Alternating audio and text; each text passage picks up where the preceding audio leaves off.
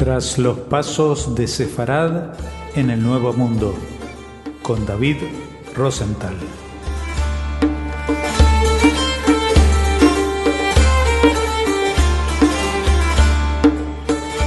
Hola oyentes de Radio Sefarad, una semana más seguimos los pasos de Sefarad en el Nuevo Mundo de la mano de David Rosenthal. ¿Qué tal, David? Hola Jorge, muy bien, muchas gracias. Un saludo a todos nuestros oyentes.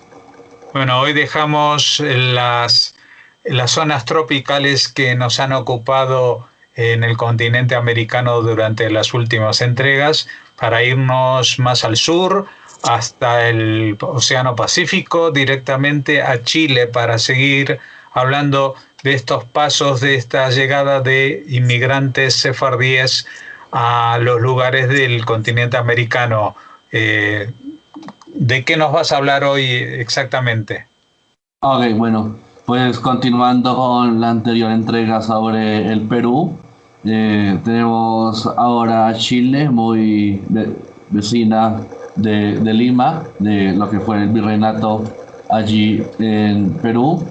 Y bueno, vemos que Chile tiene una vieja historia de raíces sefardíes, desde la llegada de la expedición de Pedro de Valdivia. Aproximadamente unos 135 judíos llegaron allí.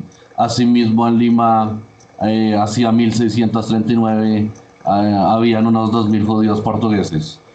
Entonces la migración no era muy grande en realidad, pues habían prohibiciones como la que había impuesto la reina Juana de Castilla en 1511, donde decía ella: por cuanto yo he sido informada que en la isla española, en las otras islas indias y tierra firme del mar Océano, se han pasado y se pasan de estas partes muchos hijos e nietos de quemados.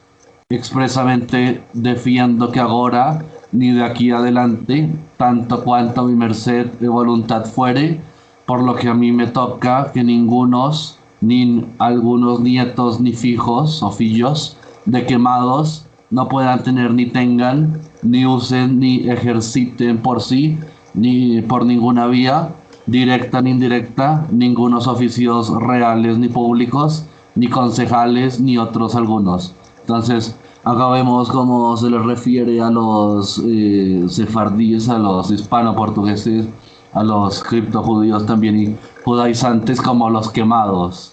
Recordemos que la mayoría de actos de fe, que de hecho se celebran en Lima y en México y en Cartagena y en otros lugares del Nuevo Mundo, terminaban quemando a estas gentes por el delito de continuar o ser judíos, continuar con su judaísmo o ser judíos, ocultas, como ya lo sabemos.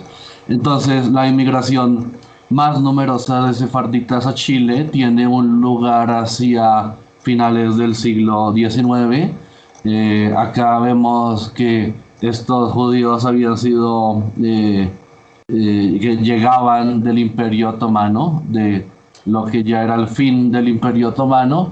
Recordemos que el Imperio Otomano, el sultán, había recibido a los judíos expulsados de España y luego también llegaron de Portugal con las manos abiertas. Se le conocía al Imperio Otomano como el hombre enfermo de Europa. Las primeras familias que de aquellas lejanas tierras llegaron a Chile son los de Arditi y Corri en 1898, creadores de un importante laboratorio en Chile que se llama Laboratorio Arditi y Corri. Y más tarde, en 1928, y luego y tras la opresión turca, llega a Santiago de Chile la familia de Mauricio Menaché, quien dice que lo único que nos identificaba en Esmirna como judíos era que hablábamos el español. En Esmirna había 30.000 sefardíes de origen español, y en Esmirna mi madre, de origen francés, ocultó a muchos griegos cuando ellos perdieron Esmirna. Como tenía un tío en Santiago, elegí Chile. Llegué en 1928 a Santiago. En La Serena fundé la Bomba Francisco de Aguirre Mi apellido era Mena, pero mis antepasados al pasar por Francia cambiaron el apellido. Al venir en tren a Chile, un español me preguntó de qué región de España era yo, pues mi habla era distinta. Entonces de Esmirna llegaron también a Chile León Telías, Alejandro Gateño Bearlía. Alejandro había nacido en 1903 en Esmirna o Izmir y llegó a Chile en 1920. Y hay un museo sefaradí de Santiago donde hay unos objetos de estas gentes y sus antepasados directos que llegaron de Izmir o Esmirna. Entonces tenemos nombres como Catalina Barón Benquiat, Victoria de Agis, Raquel Levy, Emilia Vitrán, Raquel Gateño. Y existen también objetos que están ligados a Esmirna, como sábanas, delantales, o sea, hay todo tipo de cosas en este museo. Es particularmente singular este traslado de objetos sin valor material desde tierras tan lejanas y que para aquellos emigrantes significaban su mayor riqueza afectiva, porque acá tenemos todo tipo de objetos que son en realidad objetos muy básicos, ropas, objetos, prendas de identidad, elementos identificadores de su cultura doméstica. Entonces todo esto llega de Turquía a Chile.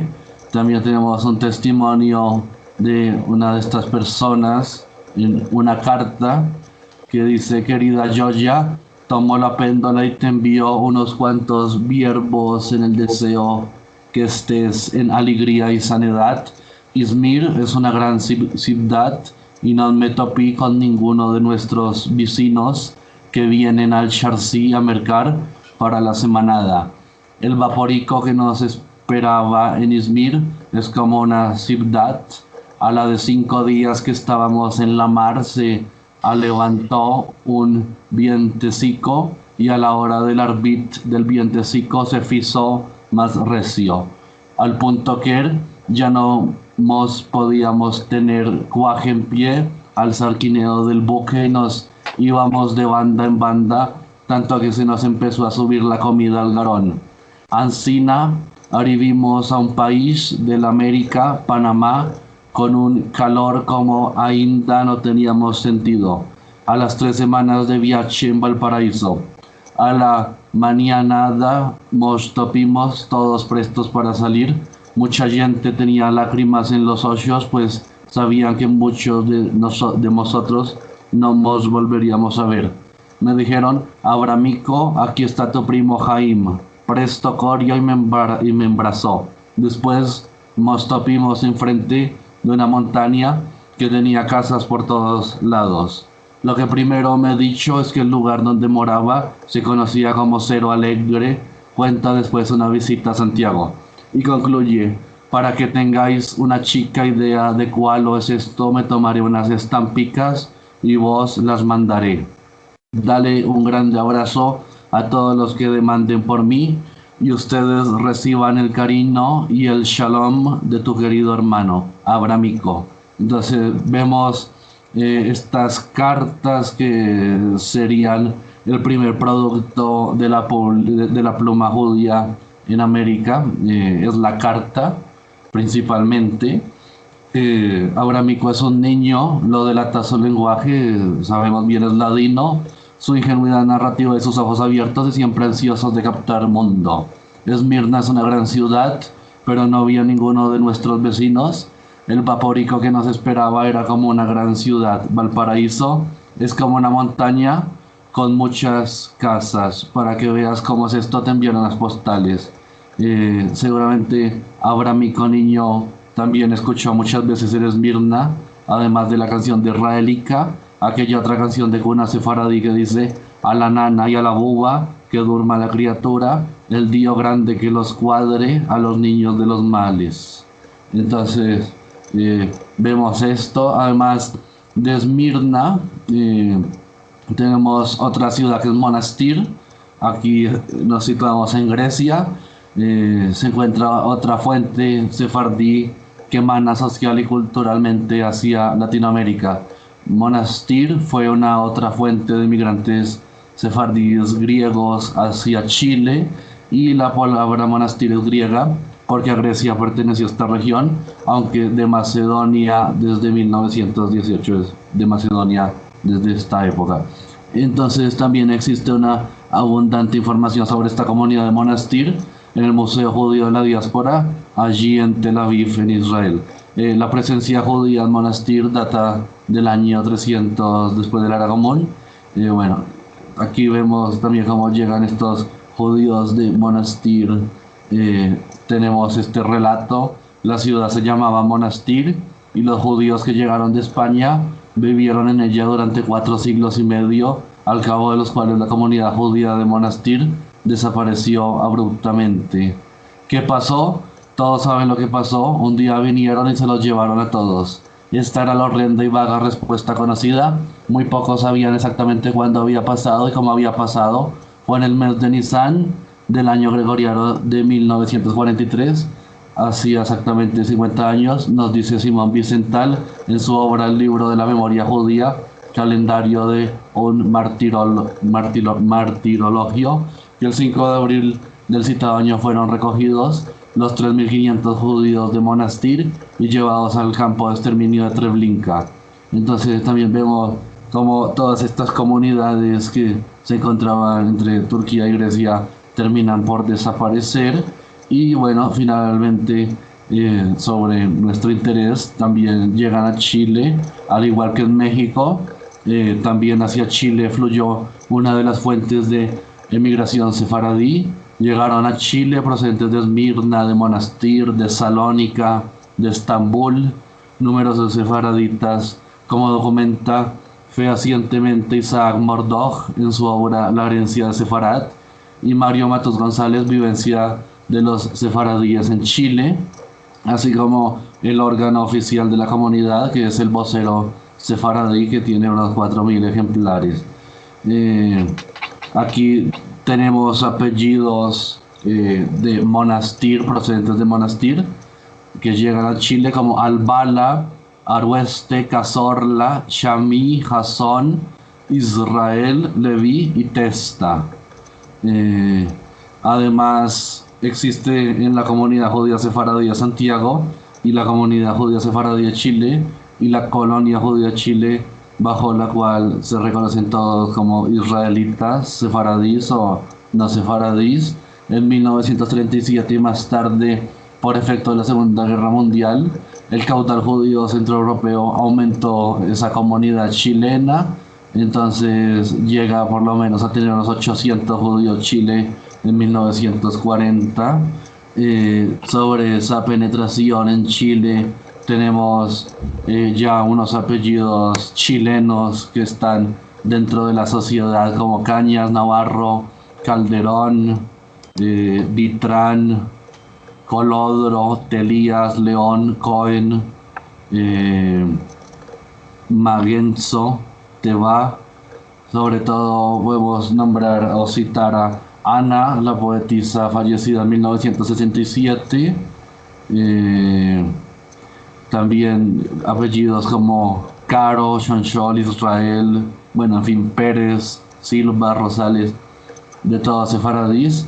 Ana Albala Levi, una de las cuentistas sefardíes más fecundas en Chile, junto con otros escritores y escritoras, impuso ese final tan poético y hermoso de cuentos muy populares en Chile y que siempre tenían esa raíz sefardí, en este caso de Monastir. Dice un pequeño extracto de uno de sus poemas: y se acabó el cuento y se lo llevó el viento y todo el malecido, y el poco bien que queda sea para mí y los que me han oído. La otra ciudad de partida hacia Chile sefardí es Salónica, Saloniki, allí en Grecia. Llegaron después los sefardíes que se organizaron en comunidades con nombres españoles como Cajal o Comunidad de Aragón, Castilla, Mallorca, etc. Algunos se fueron para Estambul.